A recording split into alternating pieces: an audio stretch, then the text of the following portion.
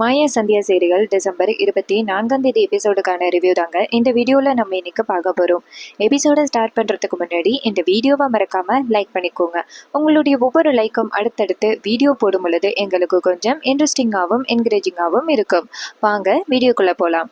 என்ன நடக்குதுன்னா, நம்ம மாயா ஒரு பிளான் பண்ணுறாங்க. கண்டிப்பாக அந்த லிங்கத்துக்கிட்ட நகை இல்லை அப்படின்னா அந்த புவனேஸ்வரி கிட்ட தான் நகை இருக்கும். அவகிட்டேருந்து அந்த நகையை எப்படி எடுக்கிறது அப்படின்னு மாயா பிளான் பண்ணுறாங்க. அப்போ மாயாவுக்கு ஒரு சூப்பர் சிம்பிளான ஒரு ஐடியா கிடைக்குது. அவங்க தேவி அப்படிங்கிற பேரை பயன்படுத்தலாம் அப்படின்ட்டு நேராக அந்த கார்த்திக்கு கால் பண்ணுறாங்க. கார்த்தி ஃபோனை பார்த்துட்டு, என்ன இது தேவி கால் பண்ணியிருக்கா அப்படின்ட்டு ஃபோன் அடித்து சொல்ல தேவி அப்படின்னு சொல்ல, அப்போ தேவி சொல்கிறாங்க, கார்த்திக் எப்படி இருக்கீங்க அப்படின்னு. அப்போ கார்த்தி சொல்கிறாரு, இங்கே பாரு தேவி, நீ அன்னைக்கு வரேன்னு சொல்லிட்டு எதுக்காக என்னை ஏமாத்தின அப்படின்னு. அப்போ தேவி சொல்றாங்க, இங்க பாரு கார்த்திக், நீ சொன்ன மாதிரியே நான் அந்த இடத்துக்கு வந்துட்டேன். ஆனா வந்து பார்த்தா உன்னதான் காணும் தெரியுமா அப்படின்னு. அப்ப கார்த்தி நினைக்கிறாரு, நம்ம 10 நிமிஷம் மட்டும் தானே அந்த இடத்துல இருந்தோம், அதுக்கப்புறம் அந்த இடத்துல இருந்து போயிட்டோமே, ஒருவேளை அதுக்கப்புறம் தேவி வந்திருப்பா போல அப்படின்னு கார்த்தி நினைக்கிறாரு. அப்ப தேவி கேக்குறாங்க, கார்த்திக் நான் பேசிக்கிட்டு இருக்கேனே காதல விழுதா அப்படின்னு. கார்த்தி சொல்றாரு, இங்க பாரு தேவி, அன்னைக்கு நானும் ரொம்ப நேரம் வெயிட் பண்ணேன். அதுக்கப்புறம் எனக்கு ரொம்ப முக்கியமான ஒரு வேலை வந்துருச்சு, அதனாலதான் நான் அந்த இடத்துல இருந்து போயிட்டேன். நீ எனக்காக ரொம்ப நேரம் வெயிட் பண்ணியா அப்படின்னு கேட்க, அப்ப தேவி சொல்றாங்க, ஆமா கார்த்திக், உனக்காக நான் ரொம்ப நேரம் வெயிட் பண்ணேன். அதுக்கப்புறம் நான் வீட்டுக்கு போயிட்டேன் தெரியுமா, உன்னை அன்னைக்கு பார்க்கலான்னு ஆசையோட வந்தேன், கடைசியில உன்னை பார்க்க முடியல அப்படின்னு. அப்ப கார்த்திக் கேட்கிறாரு, சரி ஓகே, அப்ப இப்ப மீட் பண்ணலாமா அப்படின்னு. அப்ப தேவி சொல்றாங்க, இப்ப நான் வர முடியாது, எங்க அம்மா அப்பா 2 பேருமே பெரிய நகைக்கடைக்காரங்க ஃபங்க்ஷனுக்கு போயிட்டாங்க, அங்க நிறைய ஜுவல்ஸ் எல்லாம் போட்டு வருவாங்களாம், எங்க அம்மா ஹாப்பியா போயிட்டாங்க அப்படின்னு. அப்ப கார்த்திக் கேக்குறாரு, ஏன் தேவி நீ போகலையா, போனா ஜாலியா இருக்கும் அப்படின்னு. அப்ப தேவி சொல்றாங்க, எங்க கார்த்திக் நான் போறது, நான் நகையெல்லாம் டெல்லியிலேயே வச்சுட்டு வந்துட்டேன், என்கிட்ட எந்த நகையுமே இல்லை, ட்ரெடிஷ்னலாக உள்ள நகை எதுவுமே இல்லை, ஸோ நான் கண்டிப்பாக போக முடியாது, ஆனால் எனக்கு ஆசையாக தான் இருக்குது அப்படின்னு. அப்போ கார்த்தி நினைக்கிறாரு, ஆஹா, தேவியை இம்ப்ரெஸ் பண்ணுறதுக்கு நம்மளுக்கு ஒரு நல்ல வாய்ப்பு கிடைச்சிருக்கு அப்படின்ட்டு கார்த்தி நேராக தேவி கிட்ட, இங்கே பாரு தேவி, நீ எதுக்கு கவலைப்படுற, நான் உனக்கு நகை தரேன் அப்படின்னு. அப்ப தேவி கேக்குறாங்க, உங்ககிட்ட நகை இருக்கா அப்படின்னு. அப்ப கார்த்தி சொல்றாரு, இப்பதான் ரீசெண்டா என் அத்தை ட்ரெடிஷ்னலா நகை வாங்கினாங்க, மேக்சிமம் என் அத்தை அதிகமாக நகை போட மாட்டாங்க, ஸோ நான் அதை கொண்டாந்து உங்ககிட்ட கொடுத்தா கண்டிப்பாக அவங்க கண்டுக்க மாட்டாங்க, கொஞ்ச நேரம் போட்டுட்டு கொடுத்துரு, அதுவும் ஒரு ட்ரெடிஷ்னலான நகை தான் அப்படின்னு.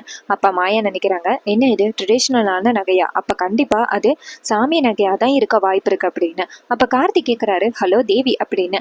அப்போ தேவி சொல்கிறாங்க, கார்த்திக் அதெல்லாம் எதுக்கு கார்த்திக் அப்படின்னு. அப்போ கார்த்தி சொல்கிறாரு, இங்கே பாரு தேவி, உனக்காக நான் இதை கூட பண்ண மாட்டேனா, இங்கே பாரு, இன்னும் ஒரு அரை மணி நேரத்துல நான் நகையை எடுத்துக்கிட்டு பார்க்குக்கு வரேன், நீ வரியா அப்படின்னு. இதை கேட்டதோட மாயா நினைக்கிறாங்க, என்ன இது உடனே கூப்பிடுறானே, நம்ம எப்படி போறது அப்படின்னு மாயா நினைக்கிறாங்க. அப்ப மாயா நேரா கார்த்திக் கிட்ட, சரி கார்த்திக், 1/2 நம்ம 2 பேரும் மீட் பண்ணலாம் அப்படின்னு சொல்ல, கார்த்தி சொல்றாரு, சரி ஓகே, நான் நகை எடுத்துக்கிட்டே நேரா அங்க வரேன் அப்படின்னு சொல்லிட்டு கார்த்தி போனை கட் பண்றாரு. அப்ப மாயா நினைக்கிறாங்க, கார்த்தியை சந்திக்க போற விஷயத்த சுத்தமா மறந்துட்டேனே, நம்ம யாருக்கிட்ட ஹெல்ப் கேட்கறது அப்படின்னு மாயா ஒரவே குழப்பமா இருக்காங்க. அப்ப கார்த்தி எப்படியோ அந்த தேவியை உஷார் பண்ணியாச்சு, அவளை நேரடியா பார்த்து அவகிட்ட எப்படியாவது நம்ம பேசி அவ மனசுல இடம் பிடிக்கணும், அதோட இந்த நகையை கொண்டு போய் கொடுத்தா அவ கண்டிப்பா நம்ம பக்கம் திரும்பிடுவா அப்படின்னு ரொம்ப ஹாப்பியா இருக்காரு கார்த்திக். யாருக்கும் தெரியாம வீட்டுக்குள்ள போறாரு. அப்ப புவனேஸ்வரியும் பசுபதியும் இல்லை. அப்ப நேரா புவனேஸ்வரியோட ரூமுக்குள்ள போயிட்டு அந்த பீரோலோட சாவி இருக்கான்னு பார்க்குறாரு. எங்கே பார்த்தாலும் தேடி பார்க்க அப்போ சாவி இருக்குது. அப்போ போயிட்டு பீரோவில் ஓப்பன் பண்ணி அங்கே உள்ள ட்ராவை திறந்து அதுக்குள்ளே உள்ள நகையை ஒரு பேகுக்குள்ளே எடுத்து வைக்கிறாரு. எடுத்து வச்சுக்கிட்டு வெளியில் வராரு. வெளியில் யாருக்கும் தெரியாமல் நேராக அந்த தேவியை பார்க்குறதுக்கு கிளம்புறாரு. இன்னொரு பக்கம் நம்ம மாயா எப்படியாவது அந்த கார்த்திகிட்டேருந்து நகையை வாங்குறதுக்கு நம்ம இந்த பிளான் பண்ணி தான் ஆகணும் அப்படின்னு மாயா நினைக்கிறாங்க. இன்னொரு பக்கம் அந்த கார்த்திக் பார்க்கில் வெயிட் பண்ணிக்கிட்டு இருக்காரு. அதே நேரத்தில் தேவி மாதிரி ஒரு பொண்ணை காமிக்கிறாங்க. மாயாவோட ஃப்ரெண்டு தான் தேவியா நடிக்க வந்திருக்காங்க. ரொம்ப ஸ்டைலாக சூப்பராக இறங்குறாங்க. அவங்கள பார்த்ததோட கார்த்தி அப்படியே ஆடி போய் நிற்கிறாரு, ஏன்னா அந்த அளவுக்கு க்யூட்டாக இருக்காங்க அப்படின்னு. அப்போ அந்த பொண்ணு அங்கேருந்து ஹாய் கார்த்திக் அப்படின்னு சொல்ல, அப்போ கார்த்திக் தேவியை பார்த்து மலைச்சு போய் நிற்கிறாரு.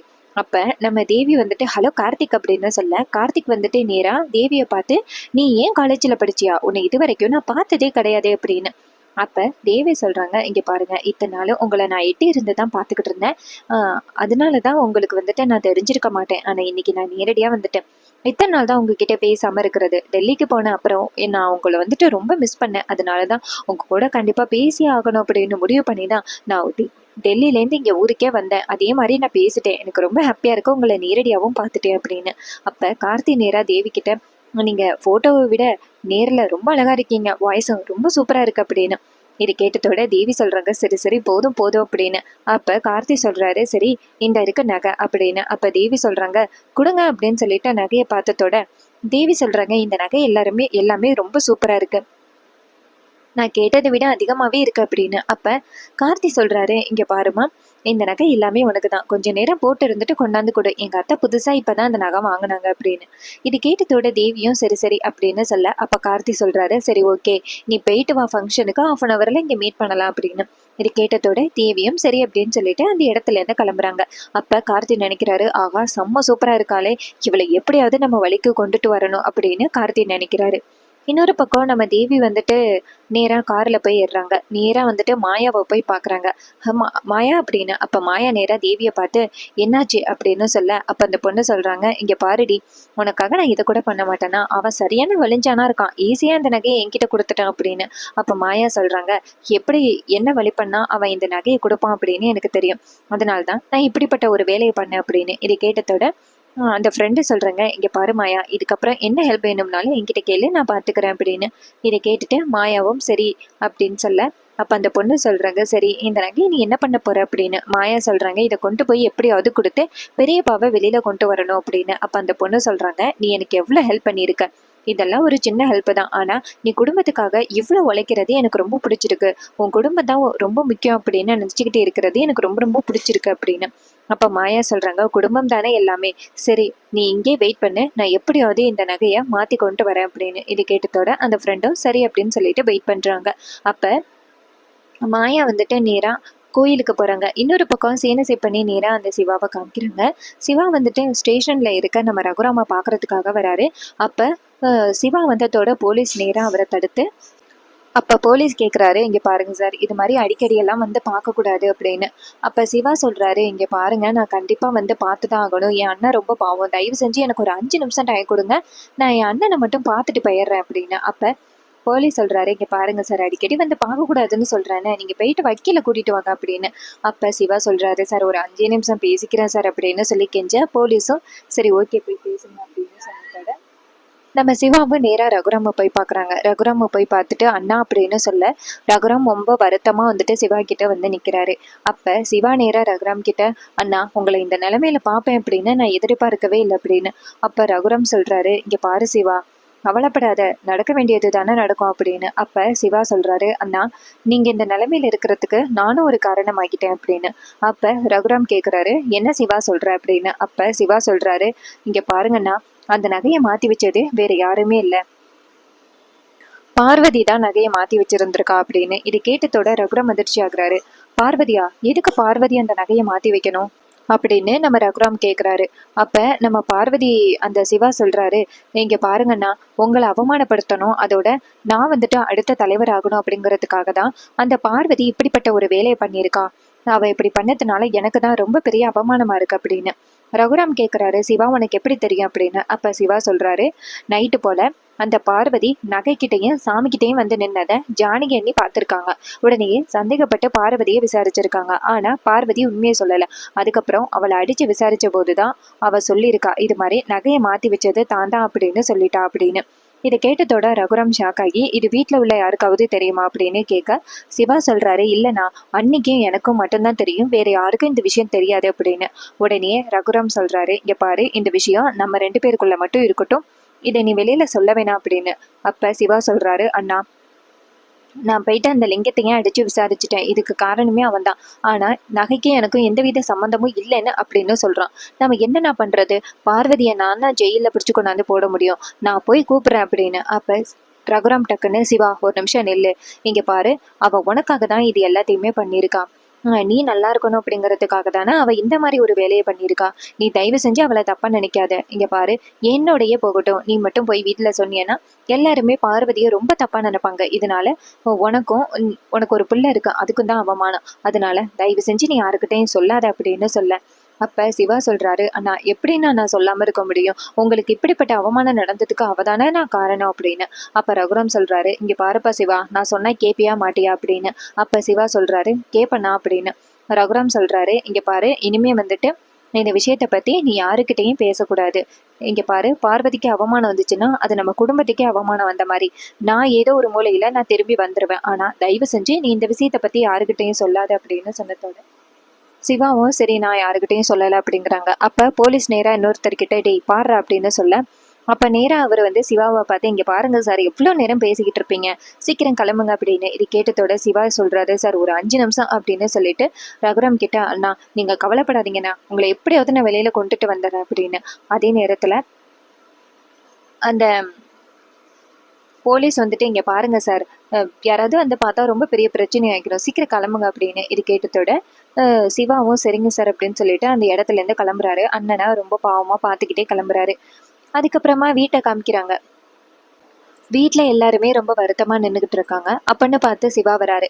சிவா வந்ததோட பார்வதியை தான் முறைக்கிறாரு. பார்வதி திரு திருன்னு முழிச்சுக்கிட்டே நிற்கிறாங்க. அப்ப பாட்டி நேரா சிவா கிட்ட, சிவா என்னப்பா ஆச்சு, வக்கீல போய் பாத்தியப்பா, என்னப்பா சொன்னாங்க அப்படின்னு. அப்ப சிவா சொல்றாரு, அம்மா வக்கீல போய் பார்த்தேன், ஆனா அவங்க என்ன சொல்றாங்கன்னா, இது மாதிரி ரகுராம் அண்ணா வந்துட்டு தானாவே அந்த நகை காணாம போறதுக்கு நானே பொறுப்பு அப்படின்னு அண்ணன் ஒத்துக்கிட்டாருல்ல, அதனால ஜாமீன்ல வெளியில வர்றது ரொம்ப கஷ்டம். அண்ணனா வந்து ஒத்துக்காம இருந்திருந்தா கூட ஈஸியா அவரை வெளியில கொண்டுட்டு வந்திருக்கலாம். ஆனா அண்ணனே ஒத்துக்கிட்டதுனாலதான் ரொம்ப பெரிய பிரச்சனை ஆகிட்டு அப்படின்னு. இதை கேட்டதோட பாட்டி ரொம்ப அதிர்ச்சி ஆகுறாங்க. என்னப்பா இப்படி சொல்ற அப்படின்னு. சிவா சொல்றாரு, என்ன பண்றதுன்னே தெரியல அப்படின்னு. அந்த நேரம் நம்ம ஜானகி வந்துட்டு நேரா சிவாவை பார்த்துட்டு கவலைப்படுறாங்க. சிவா நேரா மாடிக்கு போயிட்டு ரொம்ப சோகமா நிக்க, அப்ப பார்வதியும் ஜானகியும் நேரா போயிட்டு சிவாவை பாக்குறாங்க. ஜானகி நேரா சிவாவை சிவா அப்படின்னு கூப்பிட, சிவா நேரா ஜானகியை பார்த்து சொல்லுங்க நீ அப்படின்னு சொல்ல, ஜானகி சொல்றாங்க என்ன ஆச்சு அப்படின்னு. அப்ப சிவா சொல்றாரு, நான் போயிட்டு அந்த லிங்கத்தை பார்த்தேன் அண்ணி, ஆனா அவன் என்ன சொன்னான் தெரியுமா, இந்த நகைக்கு எனக்கும் சம்மந்தமே இல்லைன்னு சொல்றான் அப்படின்னு. இதை கேட்டுட்டு பார்வதி சொல்றாங்க, என்னங்க இப்படி சொல்றீங்க, அந்த நகையை அவர்கிட்ட தான் கொண்டு போய் கொடுத்தேன், அவர் தான் அந்த நகையை வாங்கினாரு, ஏன் இப்படி சொல்றாரு அப்படின்னு. அப்ப சிவா நேரா வந்துட்டு பார்வதி அடிக்க போறாரு. அப்ப ஜானகி டக்குன்னு, சொல்லு சிவா என்னதான் நடந்துச்சு அப்படின்னு கேக்குறாங்க. அண்ணி நான் போய் கேட்டேன், அதுக்கு அந்த லிங்கம் என்ன சொன்னான்னா, இது மாதிரி அந்த நகைக்கு எனக்கும் எந்த சம்மந்தமும் இல்லை, அந்த நகையை எடுத்துட்டு வந்தது பார்வதி அப்படின்னா பார்வதியை கொண்டு போய் ஜெயிலில் கொண்டு போய் போடுங்க, அதை விட்டுட்டு நீங்க ஏன் மேல பழி போடுறீங்க அப்படின்னு சொல்லிட்டு அவன் என்னையே பேசுறான் அப்படின்னு. இது கேட்டதோட பார்வதி அதிர்ச்சியாகி, என்ன இது, மாமா ஏன் இப்படி பண்றாரு அப்படின்னு. அப்ப லிங்கம் சொல்றாரு, நீ நம்பிக்கை வச்ச சிவா சொல்றாரு, நீ நம்பிக்கை வச்ச ஆளு அப்படி உன்னை நல்லா ஏமாத்திட்டான், நீ தான் தெரியாம அந்த மாதிரி ஒரு ஆளுகிட்ட நகையை கொண்டு போய் கொடுத்துருக்க, இனிமே அவன்கிட்ட இருந்து எப்படி நகையை வாங்க முடியும் அப்படின்னு. அப்ப ஜானகி சொல்றாங்க, கண்டிப்பா அவன் நகை அவன்கிட்ட தான் இருக்கணும் அப்படின்னு. அப்ப சிவா சொல்றாரு, அவன்கிட்ட இல்ல நீ, ஏன்னா அவன் எப்படி பேசினான் தெரியுமா, அந்த நகை என்கிட்டயே இல்லை, நீ வேணும்னா வந்து வீட்லயே பாத்துக்க அப்படின்னு ரொம்ப தைரியமா பேசுறான். அப்படி அவன் தைரியமா பேசுறான்னா அதுக்கு என்ன காரணம், கண்டிப்பா நகை அவன்கிட்ட இல்லை, அவன் அதனாலதான் அவ்வளவு தைரியமா பேசுறான் அப்படின்னு. இது கேட்டதோட ஜானகி சொல்றாங்க, அப்ப அந்த நகை யாருக்கிட்டதான் சிவா இருக்கு அப்படின்னு. அப்ப சிவா சொல்றாரு, அதானி எனக்கும் தெரியல அப்படின்னு. பார்வதி சொல்றாங்க, ஐயோ இப்ப அந்த நகையை எப்படி கொண்டு வரது அப்படின்னு. அப்ப சிவா டென்ஷன் ஆகி பார்வதிய கையை ஓங்கி, ஏதாவது பேசினேன்னு வச்சுக்கேன் இங்கனே வெட்டி கொண்டுடுவேன், அதோட நான் அண்ணனை பார்த்துட்டு வந்தேன் தெரியுமா அப்படின்னு. இதை கேட்டதோட ஜானகி சொல்றாங்க, அண்ணனை பார்த்துட்டு வந்தியா, என்ன சொன்னாரு அப்படின்னு. சிவா சொல்றாரு, அண்ணன் கிட்ட நான் விஷயத்த சொல்லிட்டேன், இந்த பார்வதி தான் வந்துட்டு நகை எடுத்தது, அவளையே அரெஸ்ட் பண்ணலாம் அப்படின்னு சொன்னா அண்ணன் வேணான்னு சொல்றாரு, இந்த விஷயம் யாருக்குமே தெரியக்கூடாது, அப்படி தெரிஞ்சிச்சுன்னா எல்லாருக்குமே ரொம்ப அவமானம்னு சொல்றாங்க அப்படின்னு சொன்னதோட பார்வதி பேரதிர்ச்சி ஆகுறாங்க. ரகுராம் இந்த மாதிரி ஆதரவு கொடுப்பாரு அப்படின்னு பார்வதி எதிர்பார்த்திருக்கவே மாட்டாங்க. அவங்களுக்கு எதிராக தான் இந்த பார்வதியே செயல்பட்டாங்க. ஆனா ரகுராம் வந்துட்டு அவங்களுக்கு ஆதரவா பேசினது பார்வதிக்கு ரொம்ப அதிர்ச்சியா இருக்கு. அப்ப சிவா சொல்றாரு, பாத்தியாடி என் அண்ணனோட குணத்தை, நீ வந்துட்டு அண்ணனோட வாழ்க்கையவே அழிக்கலாம் அப்படின்னு முடிவு பண்ண, ஆனா அண்ணன் உன் வாழ்க்கைக்காக நல்லது நினைக்கிறாரு, அவருக்கு போய் இப்படி துரோகம் பண்ணிட்டியே அப்படின்னு சிவா கோவப்படுறாரு. அப்ப ஜானகி சொல்றாங்க, சிவா இனிமே அண்ணனை இப்படிதான் வெளியில எடுக்கிறது அப்படின்னு. சிவா சொல்றாரு, அண்ணனை வந்துட்டு நான் தான் திருட்டு பட்டம் கட்டினேன் அப்படின்னு சொன்னதுனால கண்டிப்பா வந்துட்டு அந்த அண்ணனை வெளியில வர்றதுக்கு வாய்ப்பே கிடையாது, என்னால ஜாமீன்லயே எடுக்க முடியல, இனிமே நான் என்ன பண்ண போறேன்னு தெரியல அப்படின்னு சொல்லிட்டு ரொம்ப கவலைப்படுறாங்க நம்ம சிவா. அப்ப ஜானகி ரொம்ப அழுகுறாங்க, ஐயோ உன் அண்ணனை இப்படி வெளியில எடுக்கிறது அப்படின்னு. அதே நேரத்துல மாயா காமிக்கிறாங்க. மாயா வந்துட்டு நேரா கோயிலுக்கு போறாங்க. அங்க போயிட்டு ஒரு பூசாரிய பாக்குறாங்க. அவரு நேரா மாயாவை பார்த்து, சொல்லுங்கம்மா என்னம்மா தேடி வந்திருக்கீங்க அப்படின்னு சொல்ல, மாயா சொல்றாங்க, ரொம்ப முக்கியமான ஒரு விஷயமா தான் உங்களை பார்க்க வந்தேன் அப்படின்னு. அதுக்கு அந்த பூசாரி கேட்குறாரு, சொல்லுங்கம்மா என்ன முக்கியமான விஷயம் அப்படின்னு. மாயா சொல்கிறாங்க, இது மாதிரி பெரியப்பா சம்மந்தமாக தான். உங்களுக்கு பெரியப்பாவை எந்த அளவுக்கு வந்துட்டு மரியாதையாக இருக்கீங்க அப்படின்னு. அப்போ அவர் சொல்கிறாரு, நான் இன்னைக்கு இந்த கோவிலில் வேலை பார்க்குறேன்னா அதுக்கு காரணமே அவர் தான். இந்த வேலையை வாங்கி கொடுத்ததே அவர் தான். அதனால தான் இன்னைக்கு என் குடும்பமும் நானே நிம்மதியாக இருக்கோம். அவருக்காக நான் என்ன வேணாலும் பண்ணுவேன். எல்லாரும் சேர்ந்து அவர் தான் நகை எடுத்துட்டாங்க அப்படின்னு சொல்லும் பொழுது என்னால் கொஞ்சம் கூட நம்பவே முடியல. இப்போ கூட எனக்கு தெரியும், கண்டிப்பாக அவருக்கு பின்னாடி ஏதோ ஒரு சூழ்ச்சி நடந்திருக்கு. இதனால தான் அவர் இப்படிப்பட்ட ஒரு பிரச்சனையில மாட்டிக்கிட்டாரு அப்படிங்கிறது எனக்கு நல்லாவே தெரியுது.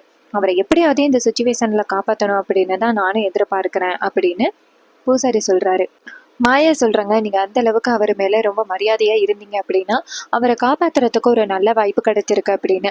இது கேட்டதோட அவர் சொல்றாரு, சொல்லுங்கம்மா என்ன வேணாலும் நான் பண்றேன் என் ஐயாவை காப்பாத்துறதுக்கு அப்படின்னு சொல்ல, மாயா சொல்றாங்க, இங்க பாருங்க, காணாம போன நகை இப்ப என்கிட்ட தான் இருக்கு அப்படின்னு. இதை கேட்டதோட பூசாரி அதிர்ச்சியாகி, என்னம்மா சொல்றீங்க, காணாம போன நகை உங்ககிட்ட இருக்கா, எப்படி காணாம போன நகை உங்ககிட்ட இருக்கு அப்படின்னு சொல்ல, மாயா சொல்றாங்க, இங்க பாருங்க, பெரியப்பாவுக்கு நடந்த சூழ்ச்சியால தான் அவரை மாட்டி விடுறதுக்காக தான் இப்படி பண்ணியிருக்காங்க. ஆனா என்னால இப்ப அவங்கள காட்டி கொடுக்கவும் முடியாது அப்படின்னு. அப்ப அவரை சொல்றாரு, இங்க பாருங்க, இப்பவே நான் பஞ்சாயத்தை கூட்டுறேன் அப்படின்னு. அப்ப மாயா சொல்றாங்க, இங்க பாருங்க, இப்ப நீங்க பஞ்சாயத்தை கூட்டுனீங்கன்னா யாருன்னே என்னால நிரூபிக்க முடியாது. ஏன்னா அப்படிப்பட்ட சூழ்நிலையில நான் இருக்கேன்.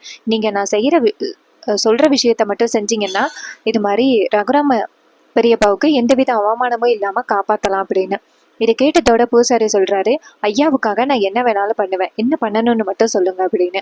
இதை கேட்டதோட மாயா சொல்றாங்க, இங்க பாருங்க, நீங்க இந்த நகையை கொண்டு போய் சாமி வீட்டுக்குள்ள வச்சுட்டு அந்த போலி நகருக்குள்ள அதை மட்டும் எடுத்துட்டு வாங்க அப்படின்னு. இதை கேட்டதோட பூசாரியும் சரிம்மா இருங்க வரேன் அப்படின்னு சொல்லிட்டு நேரா சாமி ரூமுக்கு போறாரு. அங்க போயிட்டு அங்க உள்ள போலி நகையை எடுக்கிறாரு. எடுத்துட்டு நல்ல நகையை அங்க வச்சுட்டு போலி நகையை வெளியில எடுத்துட்டு வராரு. எடுத்துட்டு வந்துட்டு நேரா மாயாட்ட கொடுத்து இந்தாங்கம்மா அப்படின்னு சொல்ல, மாயா நேரா அந்த நகையை வாங்கிக்கிட்டு, இங்க பாருங்க, இதுக்கப்புறம் நான் சொல்ல வேண்டியதை சொல்றத மட்டும் செய்யுங்க அப்படின்னு. பூசாரி சொல்றாரு, ஐயா வெளியில வர்றதுக்காக நான் என்ன வேணாலும் பண்ணுவேன் அப்படின்னு சொல்ல, இது கேட்டுட்டு மாயாவும், இங்க பாருங்க, நாளைக்கு காலையிலேயே இந்த நகை போலி நகை அப்படின்னு சொல்றதுக்காக நீங்க சாமி அடுங்க அப்படின்னு. அப்ப அவர் சொல்றாரு, இது மாதிரி ரகுராம் ஐயாவுக்காக நான் இதை பண்றதுக்கு தயாரு. கண்டிப்பா கடவுள் என்னைய எதுவும் பண்ண மாட்டாரு அப்படின்னு சொல்ல, இது கேட்டதோட மாயாவும், இங்க பாருங்க, இதே மாதிரி நீங்க சாமியாடி இங்க இருக்கிறது நல்ல நகை தான், எல்லாரும் சேர்ந்து ஐயாவை அவமானப்படுத்திட்டீங்க அப்படின்னு சொல்லிட்டு அத்தனை பேரும் ரகுராம் பெரியப்பா கிட்ட மன்னிப்பு கேட்கணும், இதை பண்ணணும் அப்படின்னு சொன்னதோட பூசாரி சொல்றாரு, அவ்வளவுதானம்மா, நான் பாத்துக்கிறேன், நீ எதுக்கும் கவலைப்படாத அப்படின்னு சொல்ல, இதை கேட்டுட்டு மாயாவும் சரி அப்படின்னு சொல்லிட்டு அந்த இடத்துல இருந்து வீட்டுக்கு போறாங்க. இன்னொரு பக்கம் அந்த பூசாரி நேரா அந்த நல்ல நகையை கொண்டு போய் சாமி வீட்டுக்குள்ள வச்சுட்டு வெளியில சாமியாட ஆரம்பிக்கிறாரு. அப்ப அவர் சாமி ஆடுறத பார்த்துட்டு எல்லாரும் நிக்கிறாங்க.